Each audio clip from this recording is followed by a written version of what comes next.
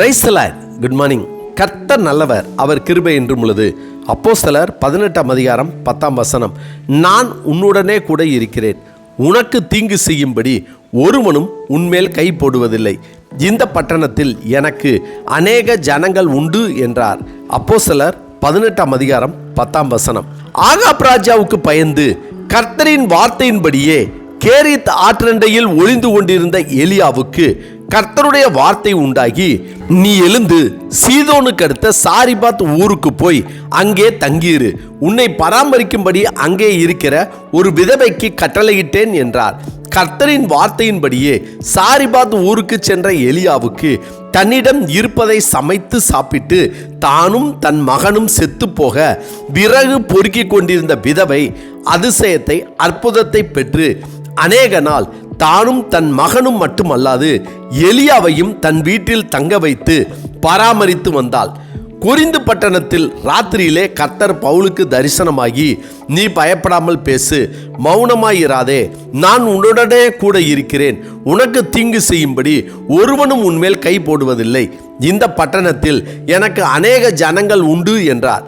கர்த்தர் சொன்னதைப் போலவே பவுல் அநேக நாள் அங்கு தங்கியிருந்து கர்த்தருடைய நாமத்தை பிரசங்கித்து அவரை பற்றி உபதேசம் செய்தபோது அநேகர் கர்த்தர் மேல் விசுவாசம் வைத்து அவரை பின்பற்றினார்கள். கர்த்தர் பவுலுக்கு சொன்ன இந்த வார்த்தையை நாம் மீண்டும் மீண்டும் படித்து பார்த்தோமானால் இந்த வசனத்தின் மூலமாக கர்த்தர் நம்மை தைரியப்படுத்துவது நமக்கு நன்கு புலப்படுகிறது.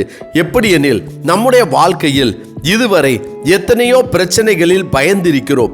அடுத்து என்ன செய்ய என்று தெரியாமல் திகைத்திருக்கிறோம். வேறு வழியே இல்லையே என்று பயந்து போய் கவலையோடு இருந்திருக்கிறோம். ஆனால் இதுவரை நாம் சந்தித்த பிரச்சனைகளில் நம் வாழ்க்கை அத்தோடு முடிந்து விட்டதா? வழி இல்லை, உதவி இல்லை, தெரியவில்லை என்ற சூழ்நிலைகளை எல்லாம் தாண்டி இம்மட்டும் நாம் கடந்து வந்தது கர்த்தருடைய கிருபைதானே. நமக்கு வந்த பிரச்சனைகள் ஏதாவது ஒரு வழியில், ஏதாவது ஒருவர் மூலமாக, ஏதாவது ஒரு உதவி வந்து முடிந்திருக்கிறதல்லவா? அது எப்படி முடிந்தது என்று யோசித்து பார்க்கிறோமா? அது எப்படி என்றால், கர்த்தரால் தெரிந்து கொள்ளப்பட்ட கர்த்தருடைய பிள்ளைகளாகிய நமக்கு கர்த்தர் பட்டணங்களில் கர்த்தருடைய ஜனங்கள் அநேகம் பேர் இருப்பதால் கர்த்தர் தம்முடைய ஜனத்தை கொண்டு நமக்கு உதவி செய்து வழியை சொல்லி பிரச்சனையை முடித்திருக்கிறார். அன்று எலியாவுக்கும் பவுலுக்கும் உதவி செய்த தேவன் இன்று நமக்கும் அவர் தெரிந்து கொண்ட அவருடைய ஜனத்தை கொண்டு நம்மை காப்பாற்றுகிறார், உதவி செய்கிறார்.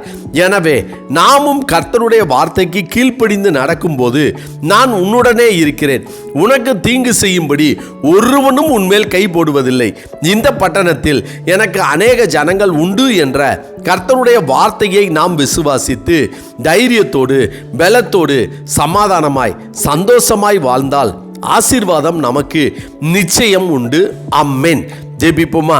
சர்வ வல்லமை உள்ள சேனைகளின் தேவனாகிய கர்த்தாவே, உம்மால் அழைக்கப்பட்டு தெரிந்து கொள்ளப்பட்ட சவுலுக்கும் எலியாவுக்கும் வாக்குத்தத்தம் கொடுத்து அவர்களை பாதுகாத்து அவர்களுக்கு உதவி செய்ய சிலரை நியமித்தது போல உம்மால் அழைக்கப்பட்டு தெரிந்து கொள்ளப்பட்டு உம்முடைய வார்த்தைக்கு கீழ்ப்படுகிற, உம்மை விசுவாசிக்கிற உம்முடைய பிள்ளைகளாகிய எங்களையும் பாதுகாத்து எங்களுக்கும் நாங்கள் வாழ்கிற இந்த பட்டணத்தில் உதவி செய்யும்படியாக சில மனிதர்களையும் தூதர்களையும் எழுப்பி தர வேண்டும் என்று நாங்கள் உம்மிடத்தில் விசுவாசத்தோடு ஜெபிக்கிற ஜெபத்தை எங்கள் தேவனாகிய கர்த்தர் கேட்டு எங்களுக்காகவும் சில மனிதர்களையும் தூதர்களையும் உதவி செய்ய நியமிக்கும்படியாய் ஆண்டவராகிய இயேசு கிறிஸ்துவின் இன்ப நாமத்தில் ஜெபிக்கிறோம் நல்ல பிதாவே. ஆமென், ஆமென். கர்த்தர் நல்லவர், அவர் கிருபை இன்று முழுவதும் நம்மோடு கூட இருப்பதாக. ஆமென்.